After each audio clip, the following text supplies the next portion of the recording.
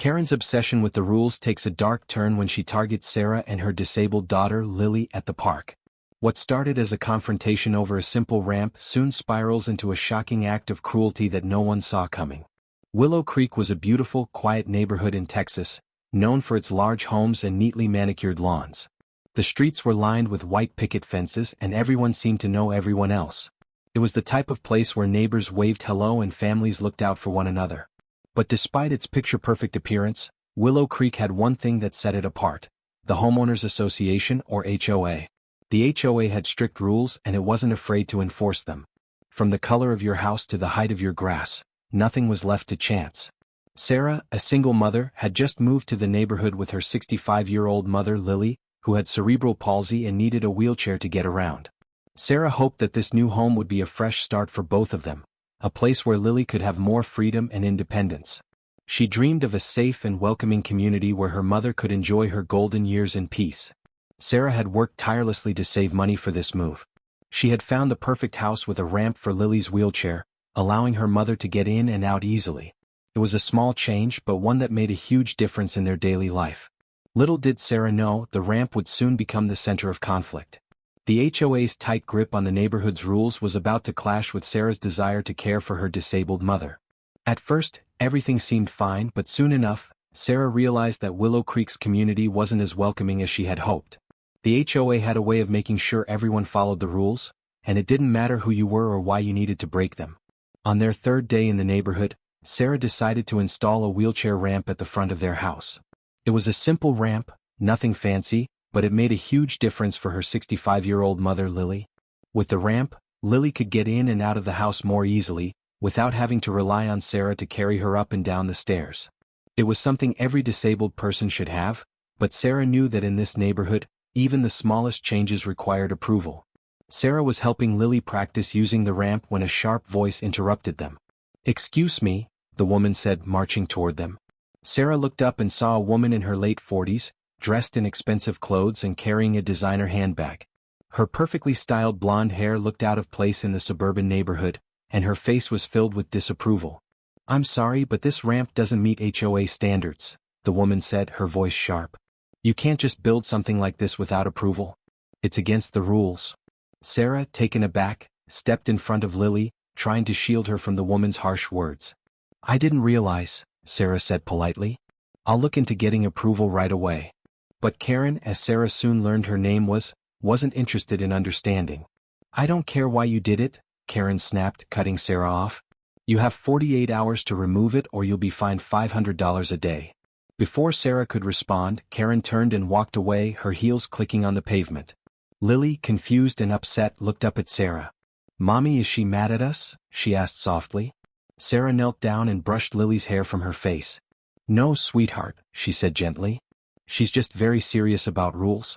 Despite Sarah's best efforts to follow the rules, the situation with the HOA didn't improve.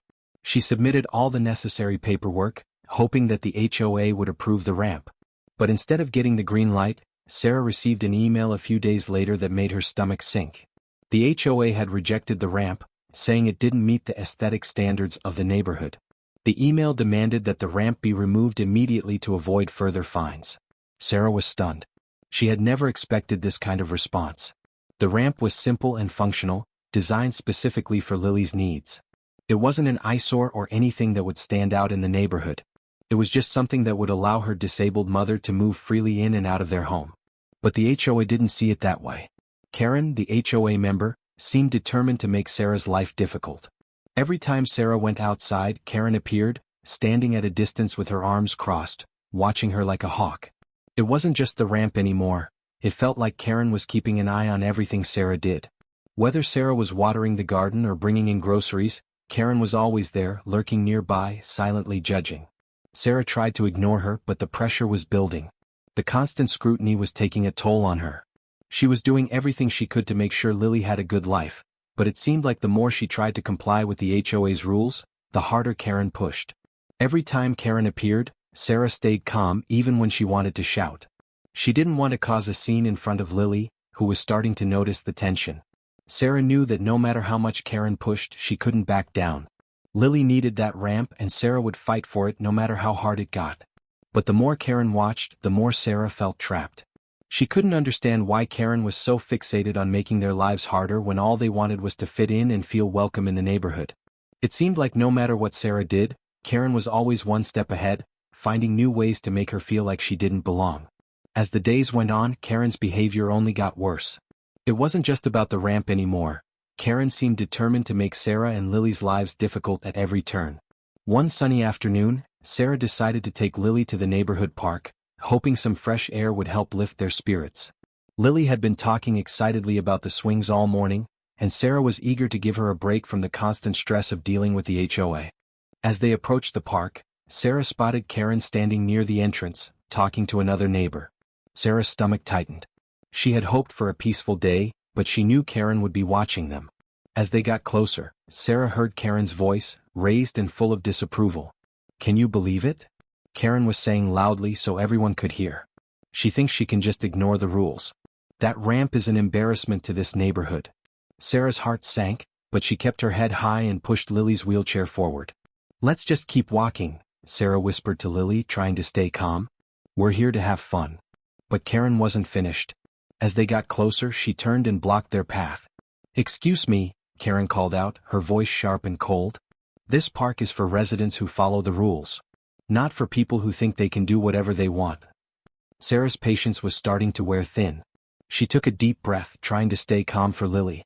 "We live here too," Sarah said, her voice steady but firm. "And my daughter and I are residents just like everyone else." Karen's eyes narrowed. "Maybe you should act like it," she sneered. "That ramp of yours is ruining the look of the neighborhood. You can't just do whatever you want." Lily, sensing the tension, looked up at Sarah with worried eyes. "Mommy, can we go home?" she asked softly. Sarah's heart broke at the fear in Lily's voice. "Of course, sweetheart," Sarah said, trying to stay strong. But as Sarah tried to turn around and leave, Karen stepped in front of them again. "Oh no, you're not leaving," Karen said with a cruel smile. "You need to understand that your actions have consequences." Sarah's frustration boiled over, but she refused to let Karen see her anger. Instead, she shielded Lily from the harsh words, trying to protect her from the woman's cruelty. "We're going home," Sarah said firmly. "Now." As Sarah and Lily tried to leave the park, Karen's hostility didn't let up. When Sarah attempted to take Lily to the swings, Karen stepped in front of them, blocking their path. Her arms were crossed and her face twisted in anger. "Where do you think you're going?" Karen sneered, her voice harsh and cold. "This park is for people who follow the rules. You're not welcome here if you keep breaking them." Sarah felt her patience wearing thin. She was tired of being treated like this, just for trying to give Lily a normal life. "We're not doing anything wrong," Sarah said, her voice shaking but determined. "We're just trying to enjoy the day. You need to leave us alone." Karen didn't care about Sarah's words. She stepped closer, her eyes cold and filled with contempt. "You don't belong here," Karen spat, her voice full of judgment. "Your ramp, your wheelchair, it's all ruining this neighborhood." Lily, sensing her mother's frustration, looked up at Sarah with worried eyes. "Mommy, I don't like her," Lily said softly. Sarah knelt down beside Lily, trying to comfort her. "Don't worry, sweetie, we're going to be okay," Sarah said, trying to calm her daughter's fears. But before Sarah could stand up, Karen took another step forward, her eyes gleaming with a cruel satisfaction. "You think you can do whatever you want," Karen said, her voice dripping with disdain. "Well, I'm going to teach you a lesson." Before Sarah could react, Karen reached into her designer handbag and pulled out a small canister. Sarah's heart dropped as she realized what it was: pepper spray. Before Sarah could even move to stop her, Karen aimed the canister at Lily and pressed the button. The burning spray hit Lily square in the face. Lily screamed, her tiny body trembling as the painful burn of the pepper spray took over. Her hands flew to her eyes, trying to wipe away the pain, but it only made it worse. Sarah was frozen for a moment, the shock of what had just happened hitting her all at once. Then her motherly instincts kicked in. She dropped to her knees, wrapping her arms around Lily, trying to shield her from any further harm. "Lily!" Sarah cried out, panic flooding her chest. "Oh my God, Lily!" Lily's sobs filled the air as Sarah desperately tried to comfort her, her own heart breaking with every cry. The damage was done. Karen stood there, frozen for a moment as if she couldn't believe what she had just done. But instead of showing any remorse, Karen simply took a step back, her face twisted in a mixture of fear and defiance. "This is what happens when you break the rules," Karen muttered as if trying to justify her actions. But Sarah didn't hear her. All she could focus on was Lily, who was in agony and terrified. The chaos at the park didn't end there. As soon as Karen sprayed Lily, a bystander, a young mother with her child, had been watching from a distance. She quickly pulled out her phone and started recording the scene. The video captured everything: the confrontation, the moment Karen used pepper spray on Lily, and Sarah's desperate cries for help. It only took a few minutes for the video to spread across social media, and what happened next was nothing short of a storm. The video went viral within hours. People from all over the country were outraged by what they saw. Disability rights groups, parents, and concerned citizens were furious. Comments flooded in, condemning Karen for her actions. The hashtag Justice for Lily began trending, and soon news outlets picked up the story. Everyone wanted to know how someone could be so cruel to a disabled child, especially one who was simply trying to enjoy a day at the park. The police arrived soon after, their sirens echoing through the park. They quickly assessed the situation and arrested Karen. Sarah, still holding Lily in her arms, watched as Karen was taken away in handcuffs. Karen's face was pale, her eyes wide with fear. The woman who had once ruled over the neighborhood with an iron fist was now the one in trouble. As the police escorted Karen out of the park, Sarah felt a small sense of relief. She was glad that Karen would face some consequences for what she had done, but her heart still ached for Lily. The pain on Lily's face, the way she cried out, haunted Sarah.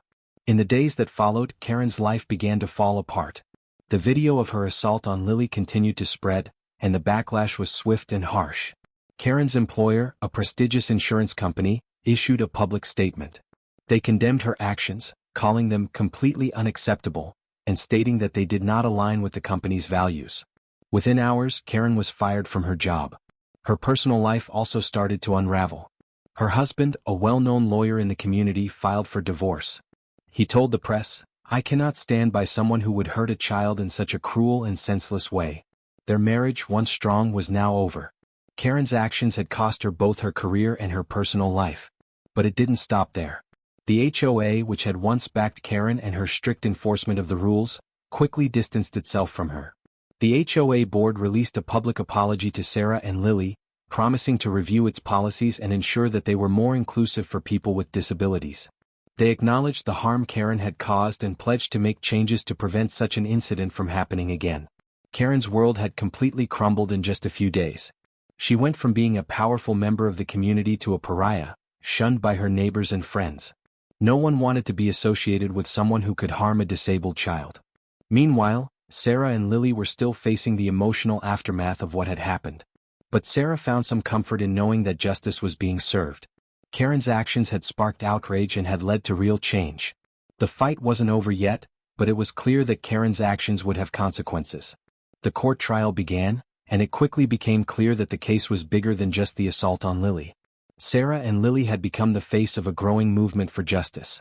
People from all walks of life supported them, and the public was determined to make sure Karen faced consequences for what she had done. News outlets, disability rights groups, and everyday citizens all rallied behind them, demanding that something be done to prevent this from happening again. Karen's trial was intense. She faced serious charges for assaulting a disabled child, and the evidence was clear. There was the video of the attack, along with witness statements. During the trial, Karen's defense lawyer tried to argue that she didn't mean to hurt Lily, that she was under stress, and that it was a mistake. But the public wasn't buying it. Everyone saw what happened, and they knew it wasn't just a mistake. It was a deliberate act of cruelty. In the end, the judge delivered the verdict. Karen was sentenced to probation, 200 hours of community service, and mandatory anger management classes. While it wasn't the harshest punishment, it was a step toward accountability. Karen's actions had consequences, and she would have to face them. The judge also ordered Karen to pay $10,000 in restitution to Sarah and Lily to cover medical expenses and emotional damages. But the trial didn't just stop there. Sarah's fight for her daughter and for others like her sparked real change. Disability rights activists, inspired by Lily's story, began pushing for new laws to make communities more accessible for people with disabilities. One of the most significant outcomes was the introduction of Lily's Law in the state legislature. The law was designed to ensure that homeowners associations, HOAs, and public spaces would prioritize accessibility for people with disabilities. The law required that ramps, doorways, and other accommodations be built to allow those with physical disabilities to live normal, independent lives. Lily's law was passed with overwhelming support, and Sarah was invited to the signing ceremony. As she stood there hand in hand with Lily, she felt proud. The law was a powerful reminder that change was possible, and that even in the face of cruelty, people could come together and make a difference. Sarah knew that Lily's suffering had led to something good, something that would help other families and children like her. After the trial, Karen's life was never the same. She went from being an influential member of the community to someone shunned by everyone around her. Her reputation was destroyed, her job was gone, and her marriage had fallen apart. For a while, Karen didn't know where to turn. She had been so used to controlling everything, but now she had lost it all. But then something changed. Karen realized that she couldn't continue living in the shadows of her past mistakes. She started to reflect on what she had done to Lily and Sarah, and how her actions had hurt them and so many others. The more she thought about it, the more she realized that she needed to do something to make things right. She couldn't undo the harm she had caused, but maybe she could begin to make amends. Karen decided to volunteer at a local center for children with disabilities. It was part of her court-ordered community service, but over time she started to see it as something more. The center was filled with children who faced challenges much greater than her own. She spent time helping them, getting to know their stories and listening to their parents. Slowly, she began to understand the gravity of her actions. Working with the children was difficult at first. Karen felt guilty every time she saw a child who reminded her of Lily. But the more she volunteered, the more she realized how much these children deserved kindness, understanding, and respect. She saw how much they fought for independence just like Lily had, and it began to change her perspective. For the first time in a long time, Karen felt a small glimmer of hope. Maybe, just maybe, she could find redemption. She started to apologize to the people she had wronged. She reached out to some of her old neighbors and tried to make peace with them. Some were forgiving, but others couldn't forget what she had done.